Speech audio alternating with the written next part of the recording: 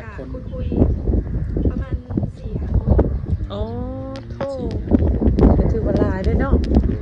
กะคุยกันไปเบิดโดยมีคนลาวและกันคนไทยทั้งคนลาวและคนไทยมันบอกโดยมีบอกคนที่น้องมักตอนนี้มีอยู่คนหนึ่งไทยหรือลาวน้องอ่ะไทยโอ้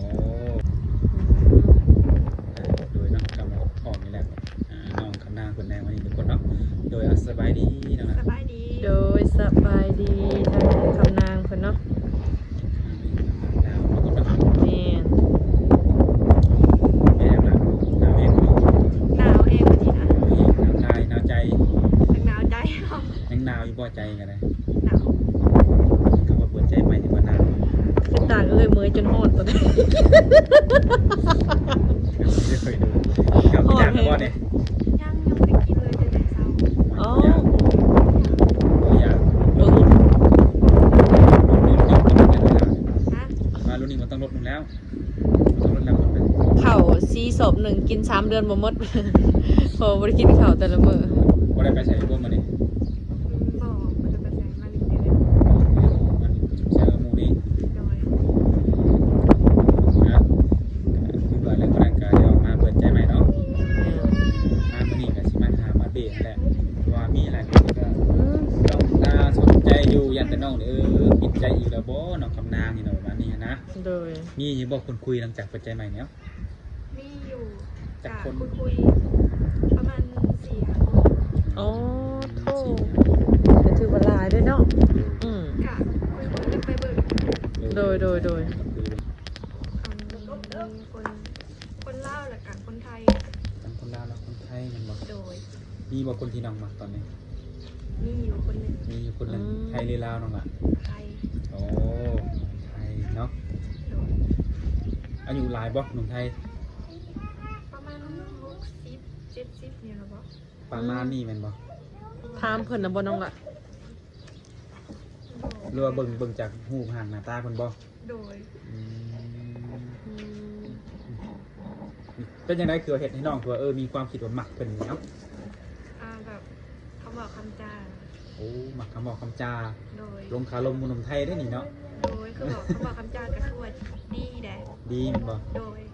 ฟังแล้วจังได๋แบบมันฟังแล้วมันม่วนนะมันม่วนบ่หมายคือว่าละม่วนหูเนาะแม่นความหูว่าฟังแล้วก็บอกฟังแบบสบายอกสบายใจเนาะเวลาได้คุยนำหั่นนะสบายอกสบายใจเป็นหนุ่มไทยสูงวัยได้ที่ไหนเห็นตาเพิ่นแม่นบ่คุยกันตั้งแต่เปิดใจใหม่นี่คุยกันทุกมื้อตั้งแต่เปิดใจมาใหม่ได้คุยกับเพิ่นทุกมื้อบ่ค่ะคุยกันมื้อนี้นะคุยกันรู้สึกว่ามักแล้วก็รู้สึกว่าน้อยนึงเนาะรู้สึกว่าคำว่าคำจ้าเพิ่นนี่มันตรงกับที่เฮานี่มักฮักหรือว่าต้องการแม่นบ่แต่ก็ยังบ่เต็ม 100% บ่ตอนนี้นะโอ้เพิ่นเข้ามาแล้วเพิ่นเข้ามาจีบเฮาบ่โดยเข้ามาจีบก็ต้องคุยกันไปโดยเบิ่งกันไปก่อนยังเช่นหนุ่มลาวบ่ได้จับไปได้หนุ่มลาวก็เริ่มบ่สนใจเพิ่นเริ่มบ่สนใจจนได้ก็เริ่มบ่สนใจเริ่มห่างเหินแล้วคุยชั้นๆห่างเกินไปเลยเนาะโอ้แต่ว่าน้องมีเวลาคุยบ่มีเวลาคุยเนาะเพียงแต่ว่าทั้งฝ่ายชายเพิ่นบ่มีเวลาหรือว่าเพิ่นอาจจะเจอคนใหม่ก็ได้เนาะก็มีแต่ว่าให้ทั้งน้องนี่ก็พยายามคุยกับคนที่คุยกับเฮาเนาะศึกษาเบิ่งกันแล้วสิได้ฮู้นี่ใช่ใจคอกันนั่นแหละดู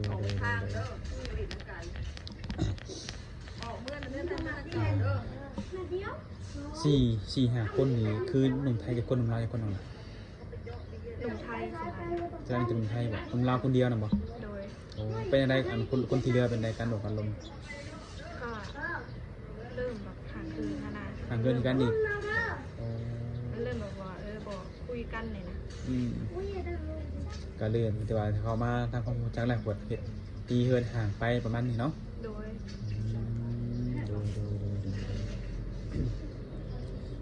เรื่องการอบรมกับหนุ่มไทยที่น้องคิดว่าหมักมือเนาะคุยกันเข้าใจแล้วเลยมีการแบบคุยแบบ แต่ชีมาหาอยู่บ่เพิ่นสิเว้าอยู่บ่ เพิ่นว่าอยู่ เพิ่นว่าชีมาเยี่ยมมายามบ่ โดย น้องว่าได้นะถ้าเพิ่นจะมา โอเคได้ค่ะมาเยี่ยมมายามได้เสมอ มาได้เสมอเนาะ โดย มาไปเยี่ยมมายามก็ถือว่าดีให้แหละเนาะมาเบิ่งกันให้แหละแต่ว่าเพิ่นก็บ่ได้ชวนน้องไปหาเพิ่นแต่ว่า ก็ช่วยอยู่ น้องว่าเป็นได้ไดเวลาเพิ่นชวนไปน้องตอบเพิ่นได้ได ได้ ก็ได้กันบ่ ต้องร่วมกันนะต้องร่วมกันก่อน แม่นๆเพิ่นว่าต้องคุยไปสักระยะหนึงให้มีความเชื่อถือและมั่นใจให้ต่อกันก่อนเนาะ ให้มั่นใจซะก่อนจนไปหากันได้ บ่แม่นว่าเข้ามารู้จัก2-3มื้อแล้วสิไปหากันบ่ได้จังล่ะเนาะ ก็ได้เลย บ่ได้ตอนนี้ก็ยังเราก็ต้องมีความปลอดภัยตัวเองนะเนาะเราต้องคุยหลักก็คือให้เพิ่นมาก่อนนั่นแหละมาแล้วให้พ่อแม่เฮานี่ได้รู้จักเพิ่นน้ำเนาะได้เห็นเพิ่นจังว่าเพิ่นอยากพาไปเที่ยวบ้านเพิ่นจังซี่เนาะก็ว่ากันไปนั่นแหละแล้วฮู้อยู่บ่ว่าเพิ่นนี่มีงานหยังหนุ่มไทยที่น้องคุยมื้อนี้ งานแบบ ยังบ่ฮู้เพิ่นน้องบ่ได้ถามบ่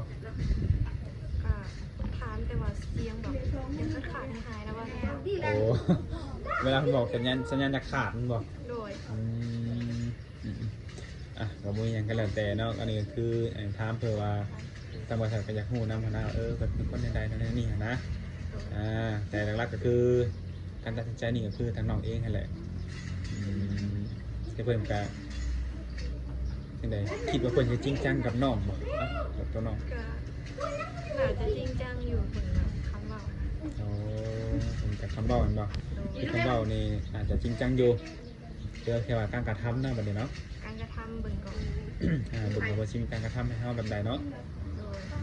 แต่ละคนที่ว่าการกระทำเนี่ยก็คือแบบว่าเริ่มบ่คุยกันแบบเริ่มห่างเหิน โดย เริ่มห่างเหินว่าเริ่มบ่คุยกันเนี่ยบ่สนใจกันก็บ่เป็นหยัง โดยแล้วแต่เนาะคือเฮาบ่มีสิทธิ์ห้ามอยู่แล้วเนาะว่าห้ามให้คนนั้นมาอยู่คุยกับเฮาจังซี่อันนั้นมันเป็นสิทธิ์ของเพิ่นเนาะสิทธิ์เฮาก็คือสิทธิ์เฮานี่สิเปิดโอกาสให้ผู้อื่นนี่เข้ามาจีบเฮาได้เนาะผู้นี้เข้ามาเฮาก็เปิดโอกาสให้เฮาบ่จะเปิดโอกาสเฮาก็ปิดเมียนเนาะนี่เป็นสิทธิ์ของเฮาเองตัวนี้ก็ได้ถ้าเกิดว่าเพิ่นมักฮักอีหลีแล้วได้คุยกันไปสักระยะแบบต่างคนต่างใจฮักกันนี่นะแล้วเพิ่นสิห้องมาขอเด้น้องล่ะพร้อมอยู่บ่ พร้อมถ่ายคลิปมาห้องมาขอกัน โดยคือว่าได้เนาะคือว่าจะคุยกันไปสักระยะหนึงคือน้องนี่ก็รู้จักนิสัยเพิ่นอ้ายเพิ่นแล้วเนาะ โดย ง่ายแต่รู้จักนิสัยน้องแล้วก็ตกลงปลงใจสิมาแต่งงานขอสิแบบคือน้องนี่พร้อมเนาะ พร้อม พร้อมเนาะคำว่าความเสมอนี่ตัวน้องเองฮู้อยู่บ่ว่าขาที่สอนน้องหลายปานใดเพราะใดน้องล่ะ เขาบอกเลยว่า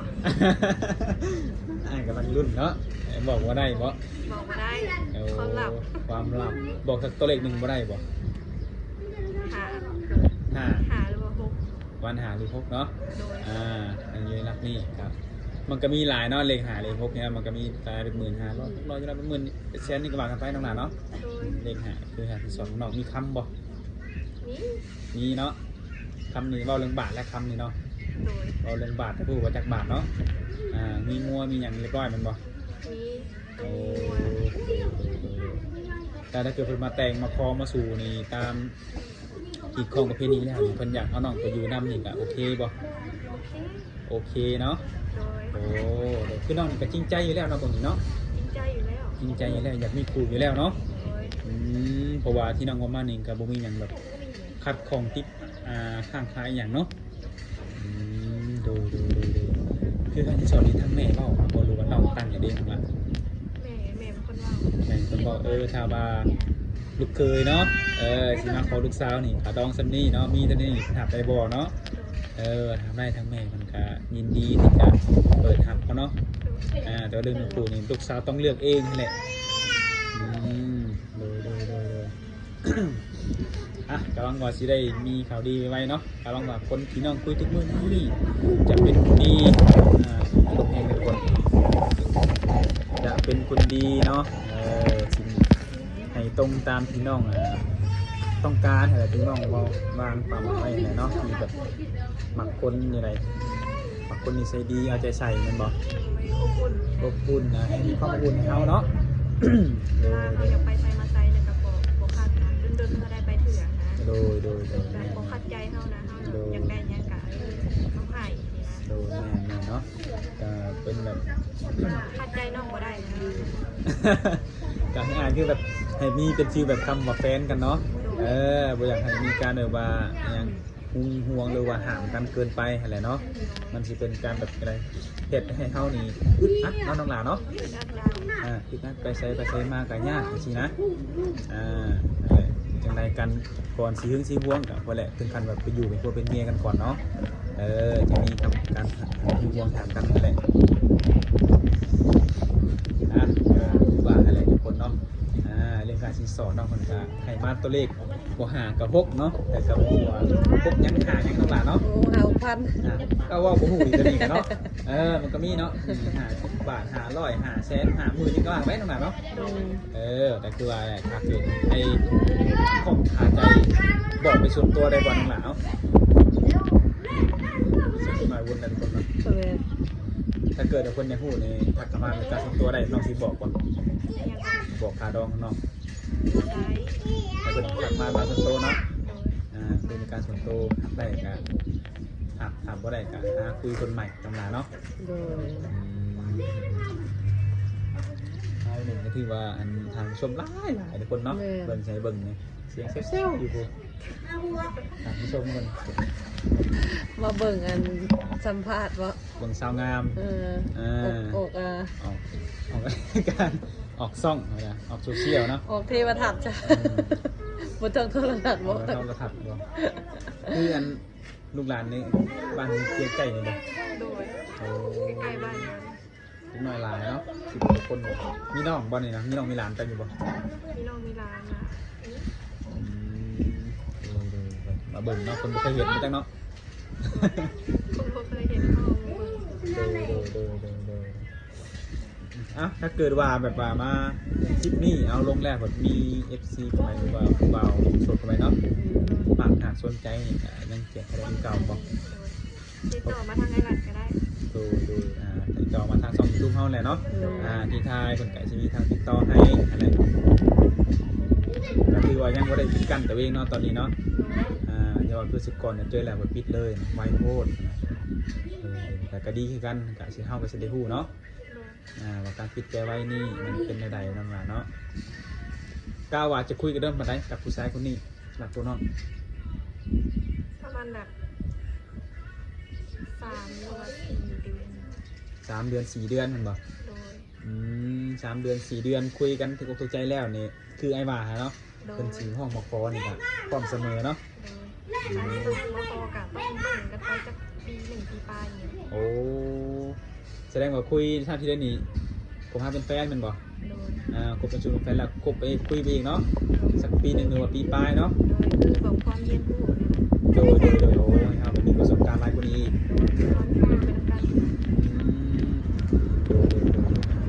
ตามมาเลยคือทางน้องนะครับได้สื่อออกมาแล้วทุกคนเนาะให้หนุ่มลองพิจารณาเบิ่งทุกคนเนาะคุยกันไปแต่ว่าการเป็นชู้เป็นแฟนนี่ในระยะ2 เดือน 3 เดือนนี่แหละการเป็นชู้เป็นแฟนได้แต่ว่าในกรณีที่จะมาเป็นผัวเป็นเมียเอาสักปี1หรือว่าปีปลายเนาะกับโบโดนดอกเวลามันผ่านไปไว้โดยก็คือว่าอะไรเนาะแต่วันหนุ่มสูงวัยเขาสิก็หาได้ไว้บ่เนาะกันว่า30 40นี่นะจะเราได้แต่ว่า60 70นี่จังหวะเด้อตัวนี้เนาะก็ตามนั่นแหละทุกคนเนาะก็คือสีบ่มีอย่างไรคือว่าอะไรมาอัปเดตมื้อนี้ก็ยังฮู้ว่าเปิดใจใหม่นี่เป็นสิมีคนคุยเปิดใจตั้งแต่ทวิตบ่เนาะมีคือเก่ามีหลายคือเก่าเนาะแล้วก็มีคนจริงใจแน่แล้วก็คนบ่จริงใจแน่นั่นแหละเนาะผสมกันไปให้แหละส่วนลายนะเขาแบบบ่จริงใจนะมันเป็นอย่างเกินว่าก็ถือว่าโมเมนต์นึงคู่เฮานั่นล่ะเนาะก็ได้เป็นนึงคู่เฮากับคนนั้นแหละที่จริงใจกับเฮาแหละหรือว่าเขาอยากลงน้ำเราคู่เฮาแม่นเราคิดใส่ว่านึงคู่อย่างเดียวนั่นแหละเนาะนึงคู่เฮาจังได๋มันก็เป็นนึงคู่เฮาอยู่หั่นแหละเป็นอะไรก็เป็นกำลังใจให้ก็คือสิบ่มีหยังหลายเนาะมีหยังบ่ทางซัมเมอร์เพิ่นบ่มีหยังถามกันบ่มีหยังถามก็ใช้ปิดคลิปให้น้องเพิ่นก็ไปพักผ่อนหากินข้าวกินน้ำได้เพิ่นเนาะก็ไปพักผ่อนกันในมื้อหน้าอีกว่าน้องเพิ่นจะลงเอยกันแนวใดกับหนุ่มไทยคนนี้เนาะ โดยมื้อนี้ก็ขอตัวก่อนนะเนาะโดย